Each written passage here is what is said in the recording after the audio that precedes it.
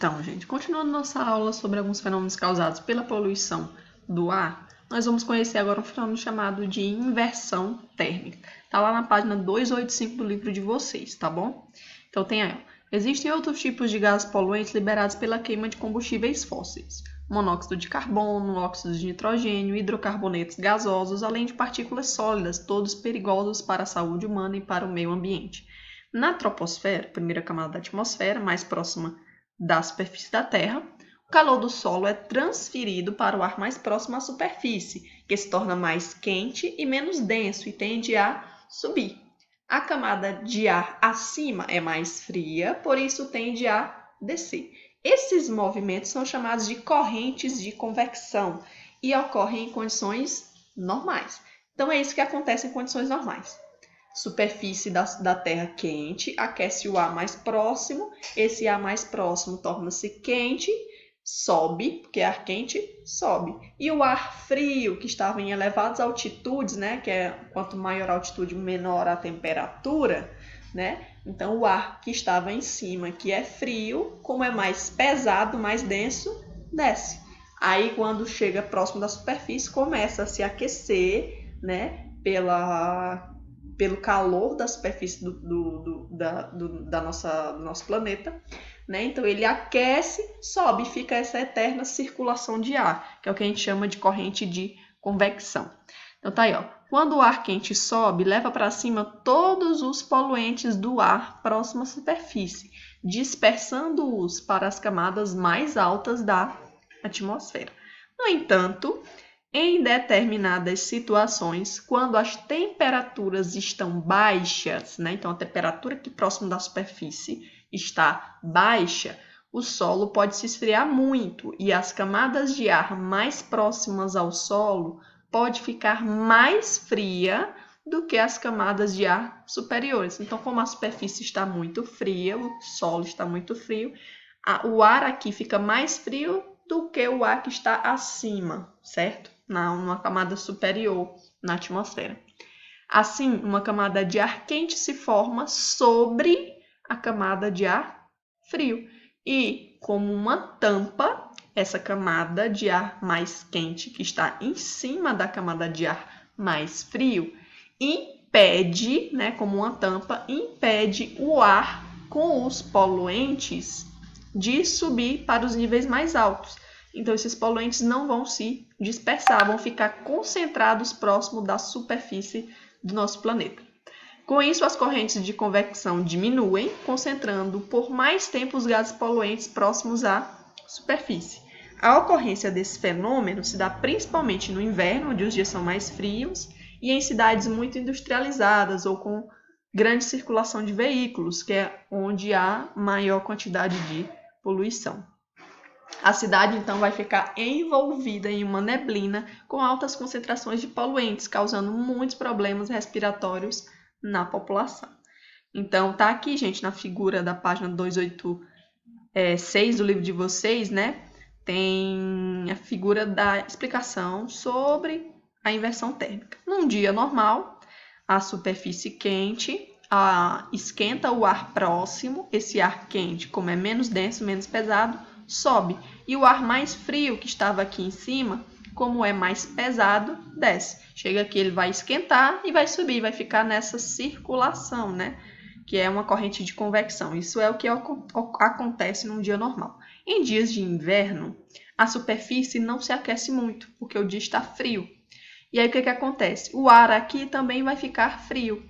E o que vai acontecer é que vai ter uma camada de ar mais quente, impedindo que esse ar frio suba, né? Então, porque ele não vai ser aquecido.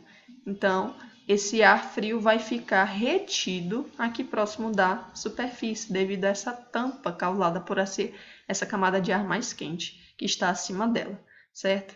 E aí vai reter a poluição. É basicamente isso que é o processo de inversão térmica. Geralmente acontece no inverno, né? Nos períodos mais frios do dia, geralmente durante a madrugada, o amanhecer. Aí quando o dia vai esquentando ao longo, né, da passagem das horas, né, com o aumento da temperatura, esse processo de inversão térmica vai se desfazendo, né? Mas pode permanecer aí durante algumas horas, causando danos seríssimos e gravíssimos, principalmente à saúde das pessoas, tá bom? Então vamos dar uma olhadinha na nossa... Então, de início eu já trouxe essa imagem para vocês verificarem como é que fica o céu, né? Numa grande cidade, numa metrópole, num processo de inversão térmica. Olha como o céu fica acinzentado. Isso aqui tudo, gente, é poluição que fica retida aí próximo da superfície. Imagine as pessoas respirando toda essa poluição, os danos à saúde que podem causar, certo? Então, percebam já de início esse processo de inversão térmica. Então, vamos lá. Então, o que é a inversão térmica? Tá aí, ó. A inversão térmica é um fenômeno natural registrado em qualquer parte do planeta que corresponde à inversão das camadas atmosféricas em escala local. Então, acontece num determinado local, não é regional, certo? É uma cidade específica ou até mesmo zonas da cidade, certo? De forma que o ar frio permanece em baixas altitudes e o ar quente nas camadas mais elevadas. Então, tá aqui, ó, o ar frio fica mais próximo da superfície, impedido por uma camada de ar quente. Dessa maneira, ocorre assim uma desestabilização momentânea da circulação atmosférica. Então, não ocorre aquela convecção do ar, né? E a alteração na temperatura. A inversão térmica é um fenômeno atmosférico muito comum, principalmente em grandes cidades industrializadas, sobretudo em cidades que são cercadas por montanhas, certo? Isso é muito comum, principalmente em cidades industrializadas que são cercadas por montanhas. Como a gente já sabe, esse fenômeno impede a dispersão dos poluentes, certo? Nos grandes centros urbanos, dando ao céu essa característica acinzentada que a gente está vendo na imagem, certo? Então, para a gente entender como que ocorre o processo de inversão térmica, nós temos que entender o que é o normal, né? O que são as correntes de convecção. Uma coisa que você tem que primeiro saber é que ar quente sobe, ar frio desce. Quer ver como isso é bastante fácil de perceber? Quando você esquenta a água numa panela, o que acontece com o vapor de água que está quente? Ele sobe, né? Ele sobe, porque ar quente sobe. Já se você abrir o congelador da sua geladeira, o que você percebe? Que o ar frio ele vai em direção ao chão, né? Ele desce. Então, o ar quente sempre sobe e ar frio sempre desce. É o que eu estou representando aqui, ó. O ar frio sempre desce e o ar quente sempre sobe. Esse movimento de ar frio que desce e ar quente que sobe gera uma circulação do ar, certo? Uma circulação normal do ar, que é chamado de corrente de convecção. Isso acontece na atmosfera, nas cidades, certo? Então, como eu disse para vocês, em dias normais, a superfície, né, o solo, nas grandes cidades aquece muito, principalmente devido à cobertura de pavimentação, né, que são o asfalto, e também as construções, né, os prédios, as casas e tudo mais. Então, essas construções, essa pavimentação, ela retém muito calor. Então, esse solo aquece bastante. Como ele aquece bastante, o ar que fica próximo dele também se aquece. E como o ar quente sobe, o ar frio que estava em cima vai descer. Quando ele descer, ele vai aquecer novamente e vai subir, vai ficar nessa constante rotação, né, do ar, nessa constante movimentação do ar, que a gente chama de corrente de convecção, certo? Então, tá aí a figurinha mostrando, ó. O ar quente sobe, entra em contato com o ar frio, aí se resfria, aí depois o ar frio vai e desce. Aí de novo, próximo da superfície, aquece, sobe, lá em cima, como a temperatura é mais baixa, resfria, desce. Fica nesse movimento infinito, vamos dizer assim, esse movimento que gera a corrente de convecção, certo? E o que é que ocorre na inversão térmica?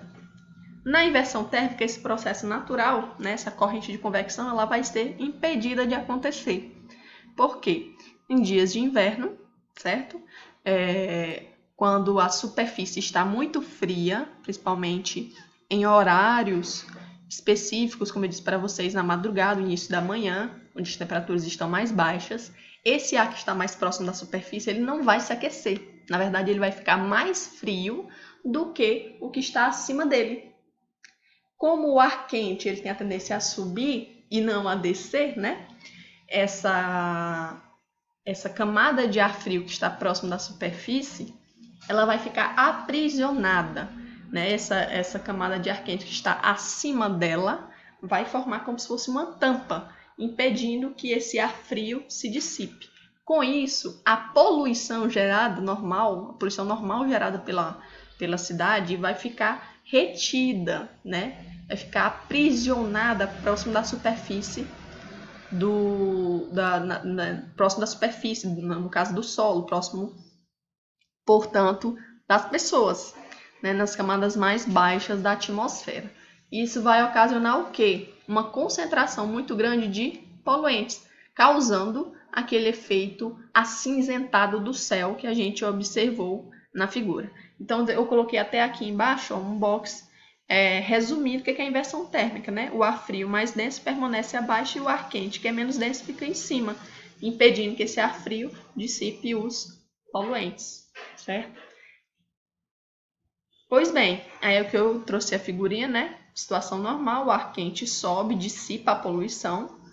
Já na inversão térmica, né, a energia solar vai aquecer essas camadas aqui, a superfície, como está fria, vai tornar esse ar mais próximo da superfície muito frio, e esse ar quente, como ele não tem a tendência a descer, né, e sim a subir, ele vai impedir que esse ar frio, né, dissipe a poluição, os poluentes, concentrando essa poluição próximo da superfície do nosso planeta, né, nas camadas mais baixas da atmosfera.